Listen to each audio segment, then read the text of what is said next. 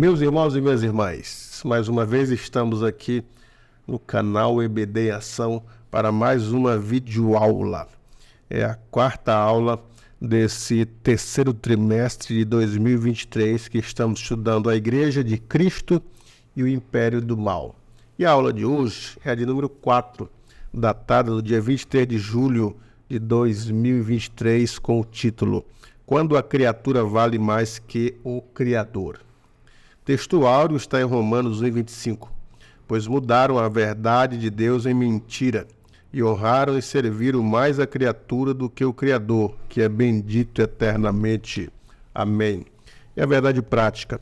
A exaltação da criatura acima do Criador é a usurpação da glória divina pela mentira e vaidade humana. E para comentar este assunto, nós convidamos aqui o evangelista irmão Wesley Rodolfo. Pai do Senhor, irmão Wesley. Pai do Senhor, pastor Gesiel, paz do Senhor, telespectadores do programa EBD em Ação. Irmão Wesley, essa lição de hoje diz quando a criatura vale mais que o Criador, que é uma inversão de valores.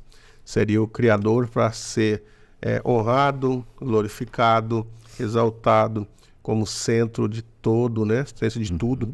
E houve uma inversão, em vez do Criador, a exaltação da criatura, né? O que você me diz desse tema, dessa quarta lição? Como o próprio apóstolo Paulo vai dizer, né? Eles honraram e amaram mais a criatura do que o próprio Criador. Paulo fala isso, deixando claro que isso é uma tremenda insensatez. Quando o homem, ele passa a honrar e a glorificar muito mais a própria criatura do que o Criador, que é a fonte de toda autoridade, de todo poder. Então essa lição, ela é muito importante, né, para esse trimestre como um todo, porque ela vem muito bem a calhar a nos falar acerca dessa inversão de valores e como alguns movimentos na história, na política, na filosofia, tende, né, a trazer uma série de outras coisas que são extremamente perigosas para o cristianismo e as quais nós vamos discutir aqui hoje. E nesse primeiro tópico da lição, quando o Dr. Douglas Batista, ele fala do desprezo à verdade. Aí ele diz assim, a impiedade e a injustiça. A gente vê isso, que a impiedade ela aumenta gradativamente à medida que Adão pecou.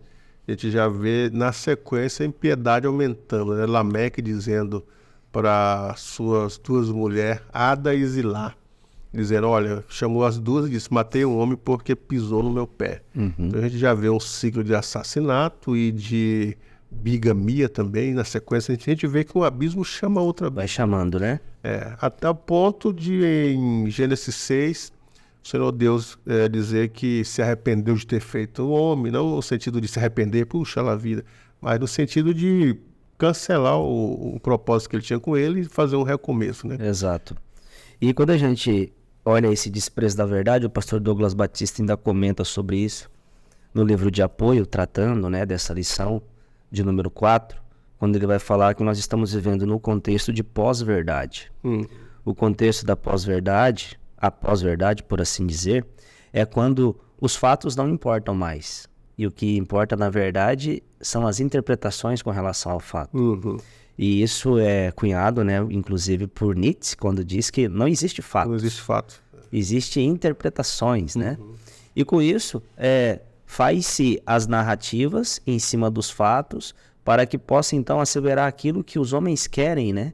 Entender a partir dos fatos. E isso é um tanto que prejudicial, visto que nós tratamos de verdades absolutas no cristianismo. Por exemplo, nós acreditamos em uma verdade que é absoluta. A Bíblia, além de conter a verdade, ela é a verdade. Cristo, como ele disse, eu sou o caminho, a verdade e a vida. E nesse contexto de pós-verdade, a verdade ela deixa de ser uma realidade e aí ela passa a ser relativizada no sentido de que o que vale na verdade são as interpretações. E isso está presente na política, na economia, na religião, na sociedade como um todo, onde a gente vê, por exemplo, né, no cenário político em que nós estamos aqui vivenciando, as pessoas de forma apaixonada, né, pelo seu partido ou pelo seu candidato, de alguma forma, elas desconsideram os fatos e apegam-se a interpretações, né, das quais até são contrárias à realidade, mas por ocasião de se interpretar assim e por menosprezar os fatos, isso acaba tendo uma aceitação para esse tipo de pessoa. E no contexto religioso não é diferente. Eles tentam também mudar, né, fruto daquilo que nós estudamos na lição passada, das doutrinas progressistas, onde não existe mais a verdade absoluta, não importa o que a Bíblia diz, mas importa como a gente lê, ou seja, o que a gente interpreta dela. E a leitura deve ser sempre feita, né, para esses que são dessas opiniões, que elas devem ser feitas centradas na sociedade, no homem, e não naquilo que é absoluto, naquilo que é eterno e que foi prescrito aí pelo nosso Deus. E então esse desprezo à verdade, ele diz que a impiedade e a injustiça, a impiedade no sentido de irregularidade, as normas, o comportamento do homem, o pensamento, passa a ser irregular, né? Assim também como as suas decisões. E a justiça, que ele traz o conceito aqui de sem retidão, então quer dizer que não existe mais nada reto, não existe mais nada regular, parece-me que há uma inversão aqui de valores, e ele diz que ambas palavras revelam a situação geral da humanidade não regenerada. Qual que é a situação da humanidade? A idolatria, que graçou, tomando o lugar de Deus, o culto, em vez de Deus, o culto à criatura, Paulo diz isso, a perversidade e a depravação moral. Então tomou conta esse desprezo aí da verdade. Ele traz nesse conceito aí de impiedade, o homem se torna cada vez mais ímpio, mais irregular o seu comportamento, a justiça cada vez mais sem retidão, e de tal forma que a mentira é tida como verdade, a injustiça tida hoje como a justiça, né? Há uma inversão, uma troca, né, de valores. Exato, e no contexto da impiedade, ele aqui foi muito feliz em dizer que é como o homem viver o homem como se Deus não existisse, né? O homem, então, ele passa a valorizar ali todo o seu convívio de uma tal forma que não importa se Deus existe ou não, importa o seu bem-estar. E sendo assim, eles passam a viver como se Deus não existisse. Até o nosso conceito apologético, né, ele sofreu uma mudança, pesquisas apontam lá nos Estados Unidos, inclusive, quando a gente tem décadas passadas aí, onde existiam os apologetas, que eles debatiam para provar a existência de Deus, né?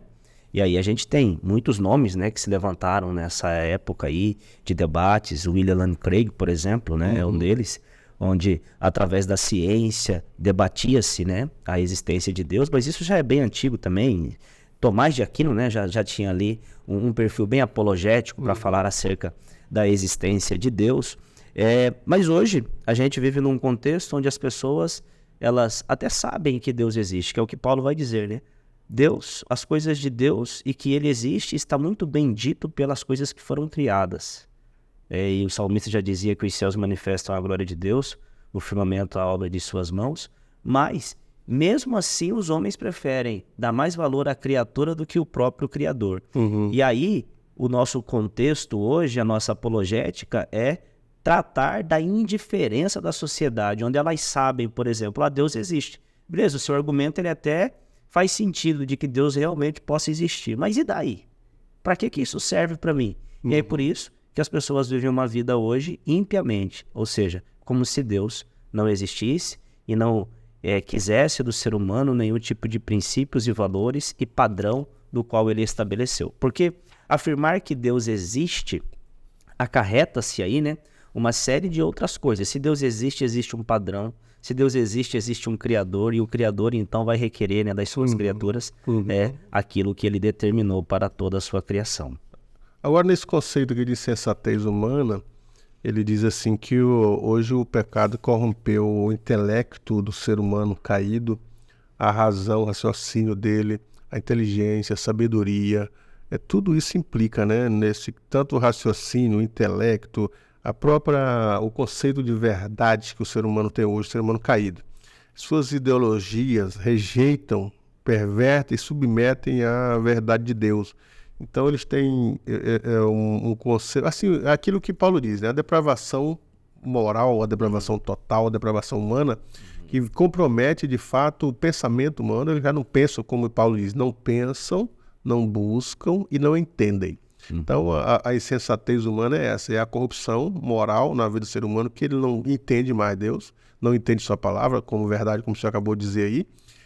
Ele não tem uma inteligência humana, uma sabedoria humana para buscar, para pesquisar, para entender os conceitos de Deus, por causa da depravação total, que acaba prejudicando as faculdades mentais, faculdade da alma, as faculdades do espírito com a idolatria. Então o homem ele está completamente, corpo, alma e espírito, mergulhado no pecado, né? Exatamente. Essa insensatez, como o senhor muito bem disse, ela é fruto dessa depravação moral e total do ser humano. Porque o próprio texto onde dá base para essa lição, lá em Romanos capítulo 1, vai dizer que todos são indesculpáveis diante de Deus, né? Porque as coisas que são criadas claramente se veem e elas testificam, né, de que existe um Deus. E sendo tão claro para nós, quando olhamos para a natureza, que existe um Deus, que existe um Criador, como é possível, mesmo assim, as pessoas honrarem mais a criatura do que o próprio Criador? É por isso que nós tratamos aqui dessa insensatez, porque é uma loucura, é uma tolice saber que existe um Criador e mesmo assim você valorizar muito mais a criatura do que o próprio Criador. E o outro ponto ainda desse primeiro tópico é o culto à criatura. Aí o comentarista destacam principalmente as questões das obras da carne, os desejos, a impureza sexual, a degradação do corpo. Ele vai falando em piedade, justiça, corrupção moral, rebelião contra Deus, honrar e servir a criatura em lugar do seu Criador. Assim como na religião os seres criados passam a ser cultuados, nas ciências, a matéria, né? O destaque é a matéria, colocada acima de Deus. Na sociedade, a arte, né? O artista, o atleta, o político, o líder religioso. Então ele fala do culto à criatura. A gente vê essa busca na arte, né? As pessoas exaltando a arte, exaltando a política, exaltando a ciência, o conhecimento, muito mais do que a Deus. Inclusive, até a questão da fé e razão é colocada em xeque aqui, né? Quando se trata desses conceitos do culto à criatura, né? Exatamente.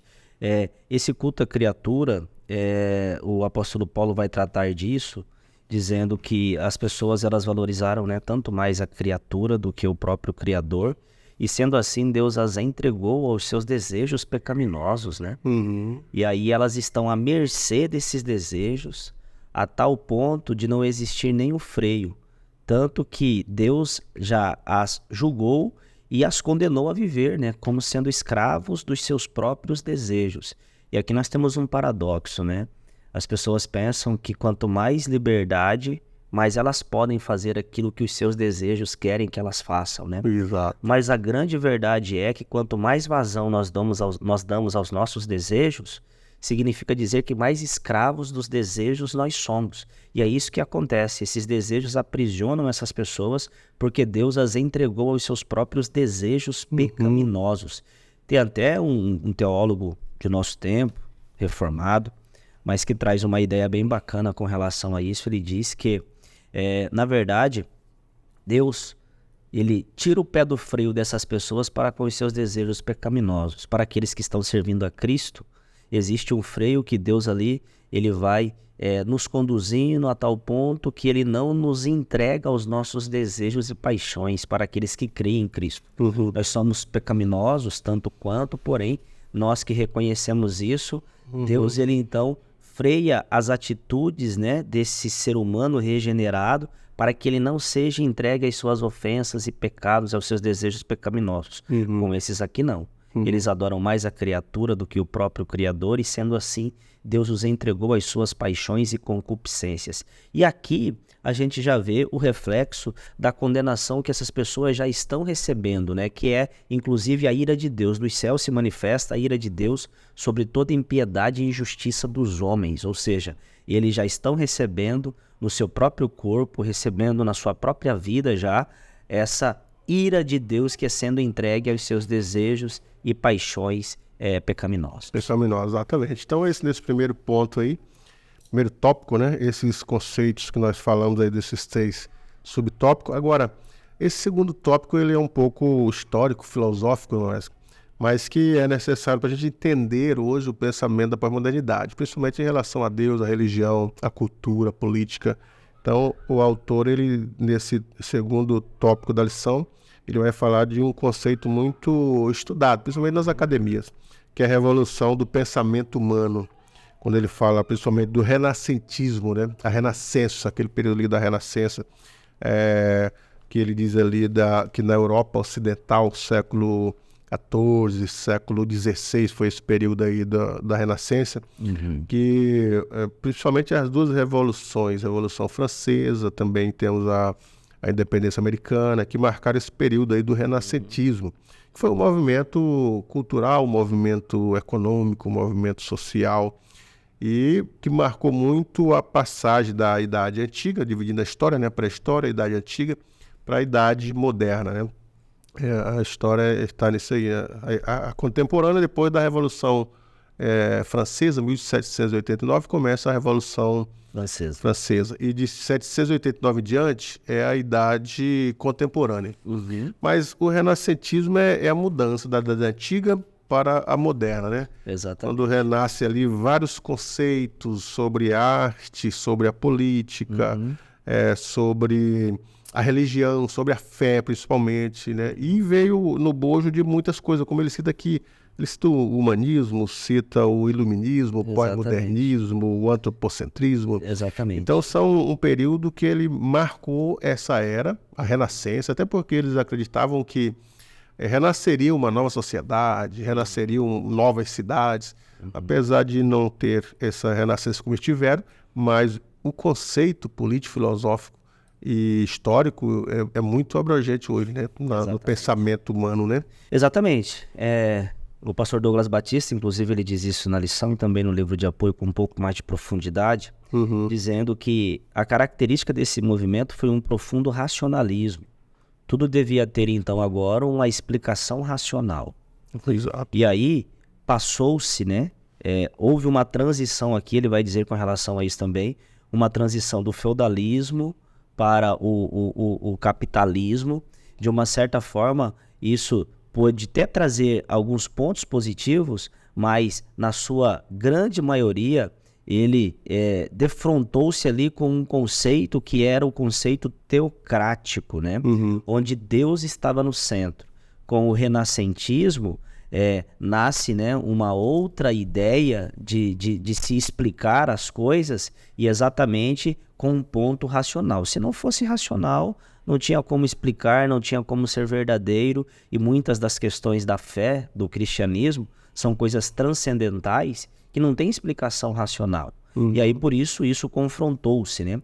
E daí, né, surgem muitas outras revoluções, tem outros movimentos ao longo da história que deram que o renascentismo deu vazão a eles, né? O que ele vai citar, do humanismo, que a gente vai falar, do iluminismo e pós-modernismo.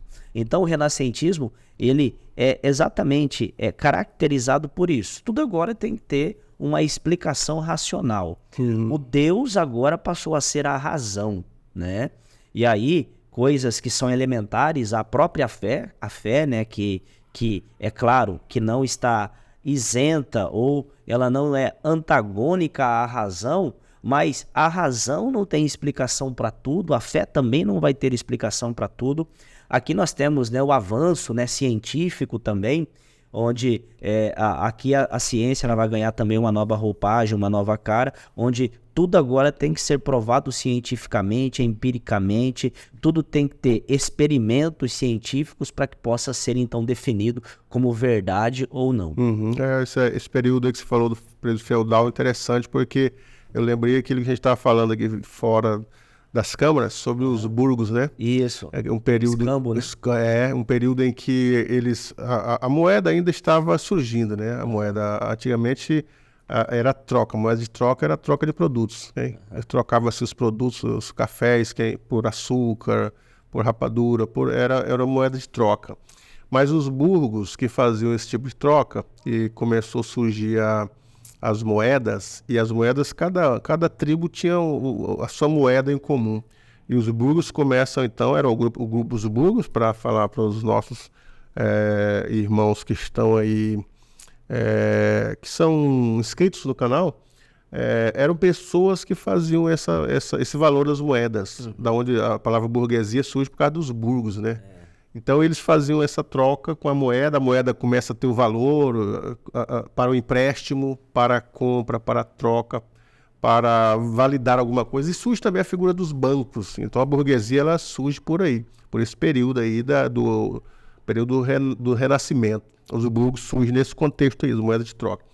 Então, e a partir daí as coisas vão evoluindo. Agora já tem os bancos, já tem empréstimo, já tem a moeda, já não é mais a troca de produtos. Então já o pensamento em si ele vai modificando tanto da economia, por isso que a gente falou a princípio aqui, o renascimento econômico, o renascimento artístico, né? Renascimento científico, porque até esse período a Igreja Católica e os reis detinham a autoridade, a primazia de tudo. A Igreja Católica ela deteria o conhecimento científico em si. Quem pensava diferente da Igreja Católica, ele ia para a Inquisição, para a guilhotina. Por exemplo, Galileu Galilei. Ele foi um dos pensadores que ele descobre que o centro do universo não é a Terra. O centro, ele diz que porque até então era chamado heliocentrismo, a Terra como centro. E ele muda isso aí, senão o Sol que não é a Terra. Aí ele, como a igreja dizia que era o heliocentrismo, e eles já tinham aperfeiçoado, inclusive o microscópio, o telescópio, e através das observações ele descobre que não é o Sol, ou que a Terra gira em torno do Sol, não do Sol. Todas essas questões foram pensadas e contraditavam a igreja. Então, para ele não ir para a guilhotina, ele teve que se ajoelhar e dizer, não, eu estou errado, a igreja está com a razão, a ciência. Mas já veio um pensamento mudando aí da ciência, Exatamente. né? Já alguém pensando diferente, né? Sobre o heliocentrismo. O renascentismo, o pensamento, né? Científico entrando em movimento aí. Agora, esse período aqui do Renascimento foi um resgate da cultura grego-romana, a arte que os gregos tinham lá naquela época.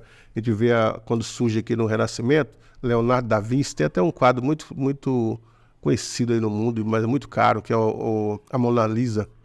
Leonardo da Vinci, pensador sobre a cultura da ceia também é dele, né? O quadro da ceia é ele que criou. Então, todos esses pensamentos artísticos começam a mudar, porque eles começam a trazer o seu pensamento para as telas, né? Para as telas. Então, a partir do momento que eles vão criando, Michelangelo também é outro que era tanto artista quanto escultor.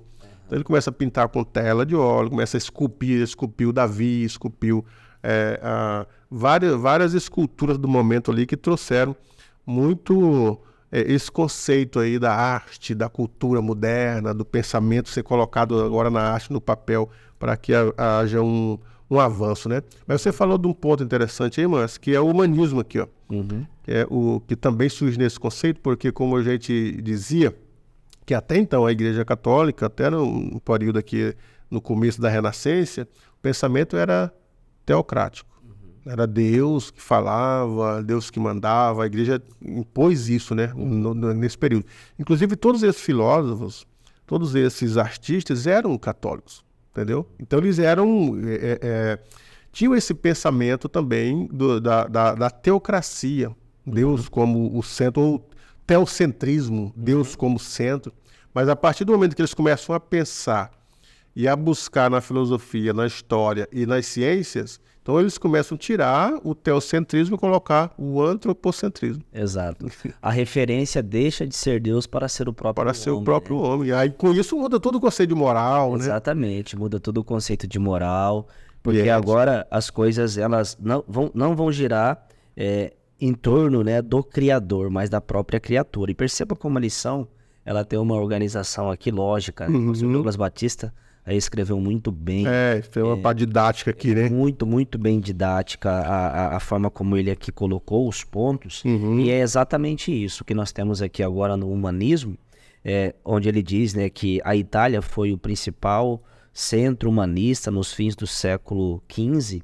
É exatamente isso, onde os humanistas agora aprofundam os seus estudos, inclusive, né, nos livros antigos, e aí eles trazem uma nova interpretação com foco não mais em Deus, que é o Criador, mas no homem, que é a criatura. Ele destaca algo importante, tanto na lição como no livro de apoio, que do humanismo, por exemplo, surgiu aquilo que nós chamamos de direitos humanos, né? Isso. Foi por ocasião disso daí que asseverou-se esses direitos humanos, porém, uma ressalva tem que ser feita, né? Que, na verdade, esses direitos, eles não têm a sua paternidade no humanismo. A própria Bíblia já falava desses direitos que são invioláveis ao ser humano, né? Muito tempo atrás, mas houve, inclusive, um movimento para que esses direitos pudessem ser uma realidade. Mas qual que é a principal característica do humanismo? É exatamente isso. O foco agora está no homem, no homem.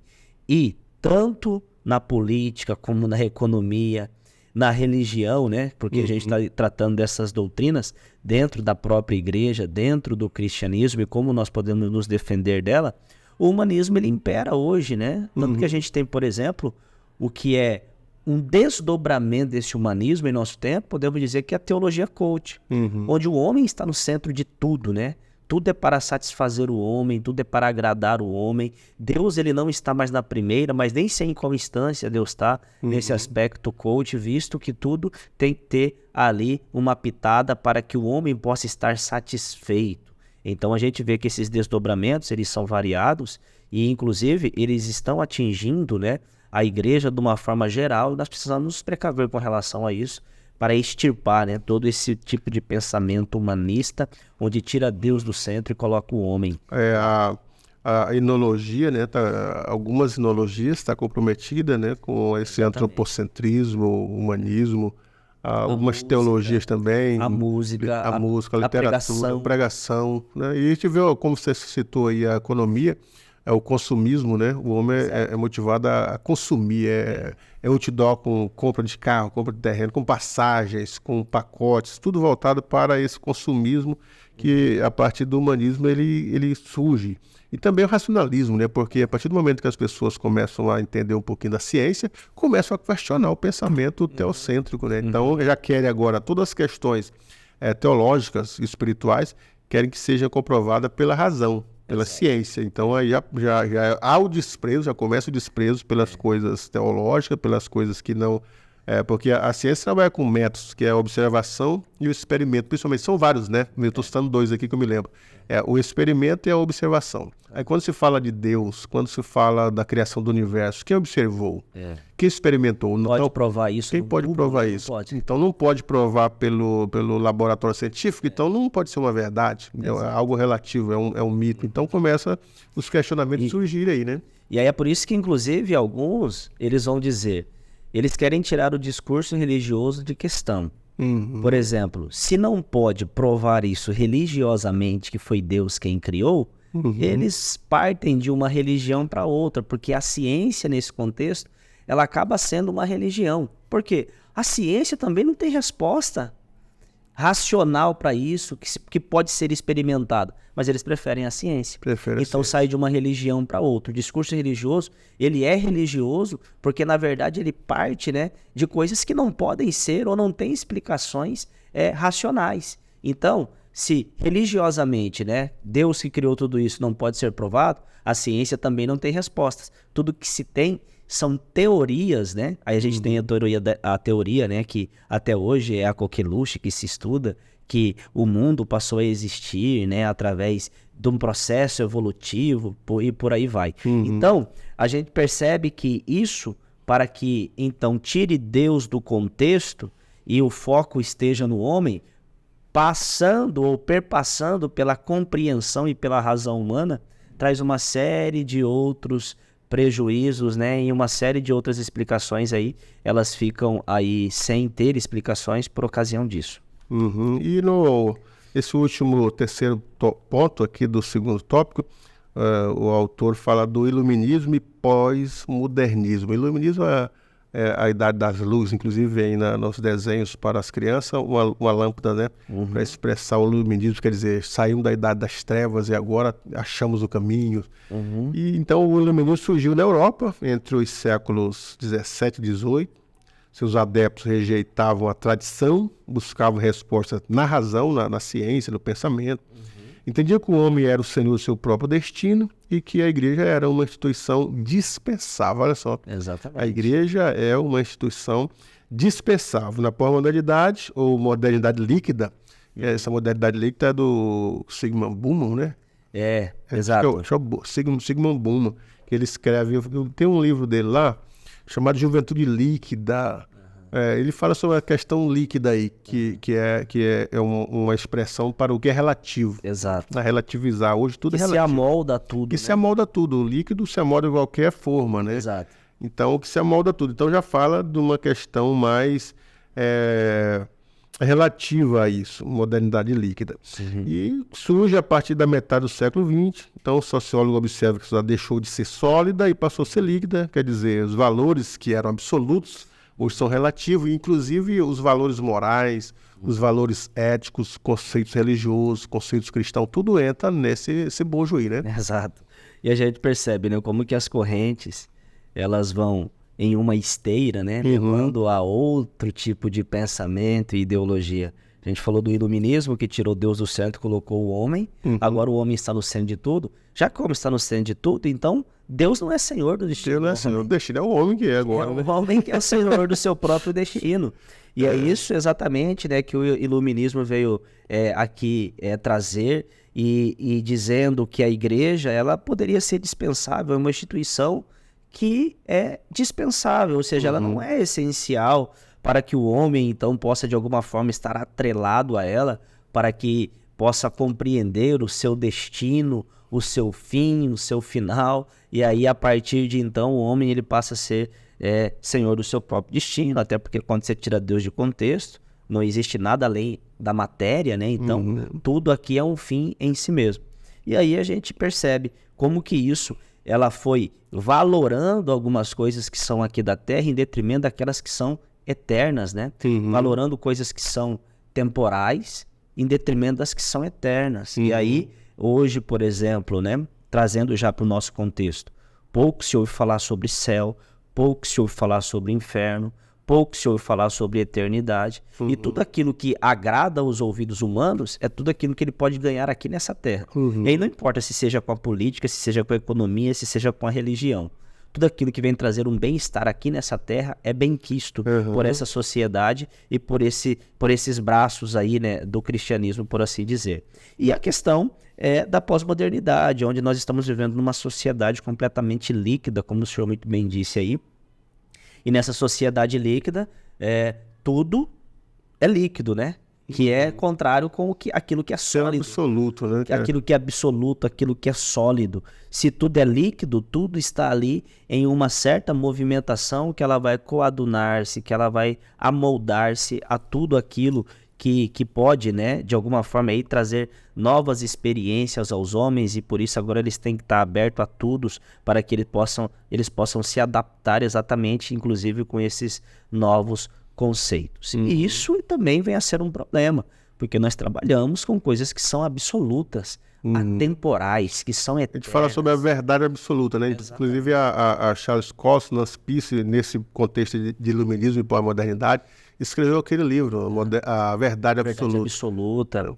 A Nancy Pearson também, o Coulson, né, escreveu aquele E Agora Como Viveremos. Trazendo, né, trazendo exatamente esses conceitos dessa pós-modernidade, que traz esse conceito humanista, do iluminismo, do renascentismo, e agora como que a gente pode, por exemplo, né, ter uma fé em algo que seja absoluto, visto que os fundamentos se transtornam, né? Inclusive a referência que ela faz é aquilo, né, que o salmista diz lá, né, que agora, né, viveremos, o que poderá fazer o justo, enfim.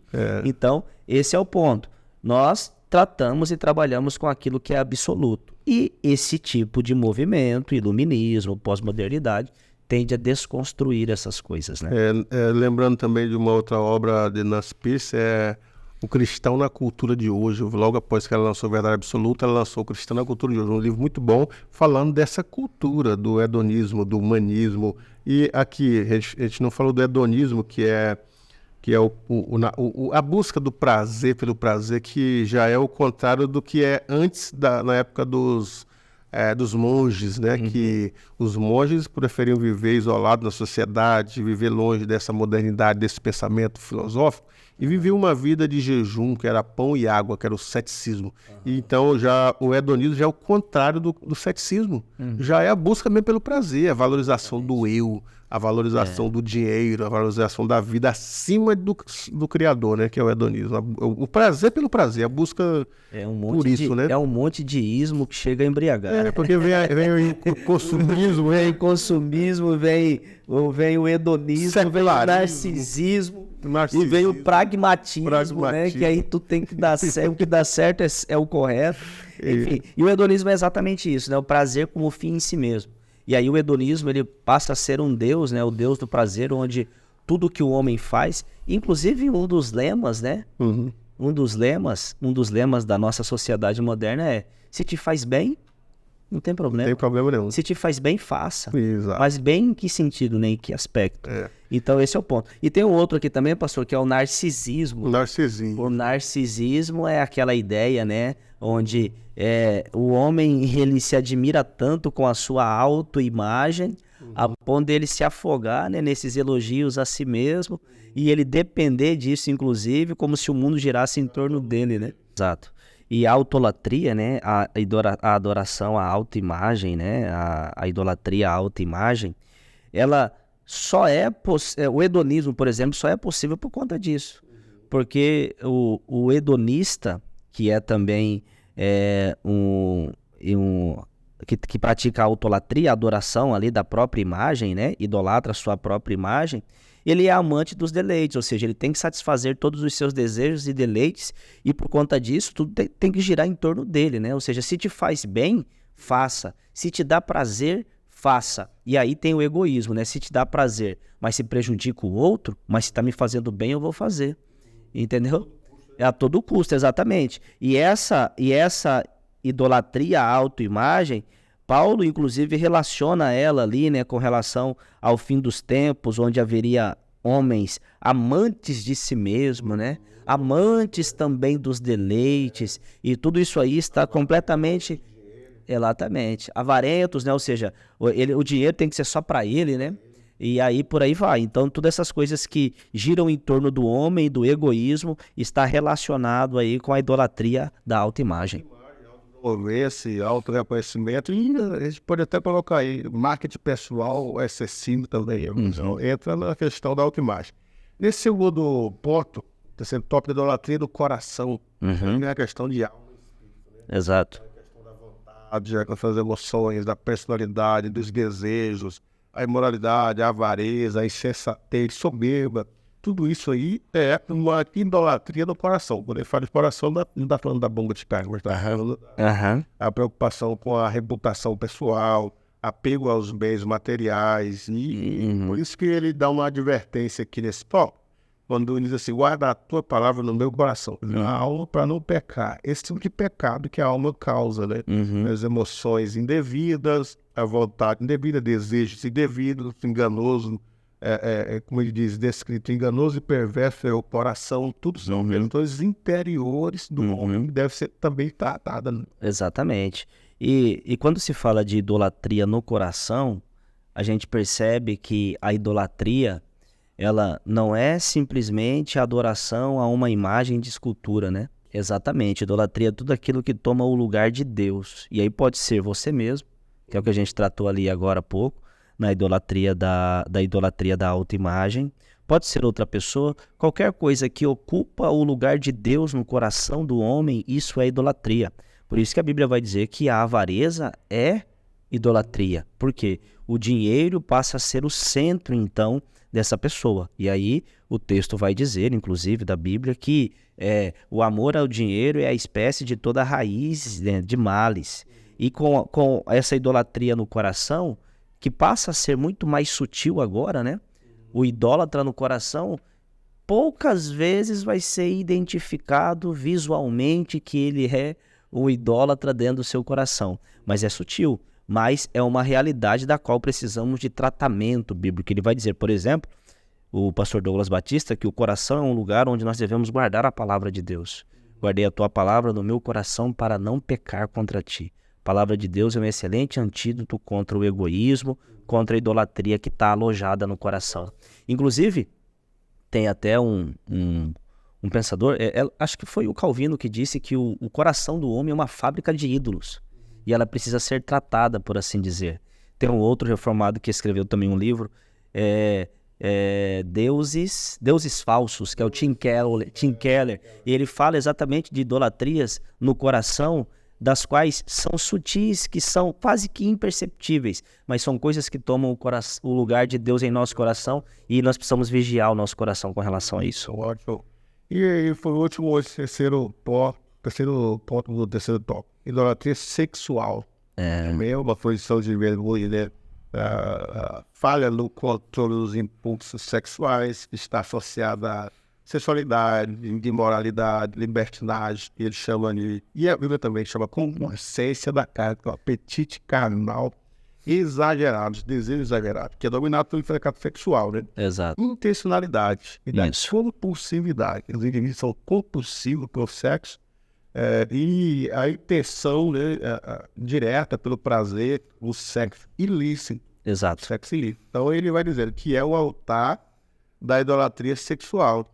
E fala do corpo, porque o corpo é tendo morado do Espírito de Deus e a fim de... os homens vivem esses prazeres a fim de satisfazer o livro da perversão, da lascívia, por meio do pecado. Então, hoje em dia a gente vê isso, é o sexo livre. As pessoas saírem para uma noite sem compromissos, porque aí eles podem ficar com algumas mulheres, alguns homens. Hoje em dia as pessoas dizem aí que tem a troca de casais, que tudo é normal dentro de uma... Exato. Hoje em dia a pornografia e elas são mais consumidas do que as drogas lícitas e do que as drogas. A pornografia, o consumo de pornografia é gigantesco e ela se assemelha, né, ao uso de drogas, causando dependência, inclusive. E isso é impressionante. A idolatria sexual, ela tende a desconstruir os padrões para o sexo. O sexo, ele não é pecado se ele é praticado dentro dos padrões dos quais o Criador estabeleceu para a vida sexual. Sexo antes do casamento é fornicação e é pecado. Sexo fora do casamento extraconjugal é adultério e é pecado. Sexo dentro do casamento é mandamento, inclusive, né? É ordenança de Deus para isso. Aí, os padrões sexuais, onde envolve heterossexualidade, onde envolve onde envolve o casal ali, né, que deixou pai e mãe e tornou-se uma só carne, marido de uma só mulher, mulher de um só homem, todas essas coisas que são padrões para o sexo, com a idolatria sexual, esses padrões, eles tendem a ser desconstruídos, né? O sexo é uma bênção para o humano, para o ser humano, porém, quando ele é feito desregradamente, isso causa sérios problemas. Doenças de promiscuidade, por exemplo, que nós temos em nosso tempo. DSTs, doenças que são sexualmente transmissíveis, que é um mal para a humanidade, é uma praga para a humanidade. Mas a gente não vê a mídia falando sobre isso. Por quê? Porque o sexo tem que ser livre. E aí, como a gente já tratou disso aqui numa lição, né? Fala-se em fazer sexo com segurança. Não existe lugar mais seguro para fazer sexo do que dentro do matrimônio entre um homem e uma mulher. As suas considerações para os inscritos, Ms. Cabral, para os professores, de uma forma geral, qual é a... Muito bem, aqui nós demos uma breve pincelada, né, em todos os pontos da lição. Faz muito bem ao professor pesquisar principalmente sobre esses movimentos, renascentismo, humanismo, iluminismo, modernismo, narcisismo, hedonismo, para que ao chegar ali na aula, você possa transmitir um conteúdo de qualidade para o aluno. É claro que nós não vamos abusar desses termos, né? Até porque o que esses termos eles trazem, né, a ideia que eles trazem para a sociedade, ela é muito bem contraposta com a palavra de Deus, então leve aquilo que a Bíblia diz, mas não deixe, né, de pesquisar sobre esses temas, porque isso pode lhe ajudar muito a compreender o todo da lição e que todos nós tenhamos uma excelente aula nesse domingo. Que Deus abençoe todos os professores, bem como também todos os alunos. Inscreva-se no canal, ative o sininho para receber a notificação de vídeos novos e curte aí, dê um like. Até a próxima aula. Deus e Cristo vos abençoe.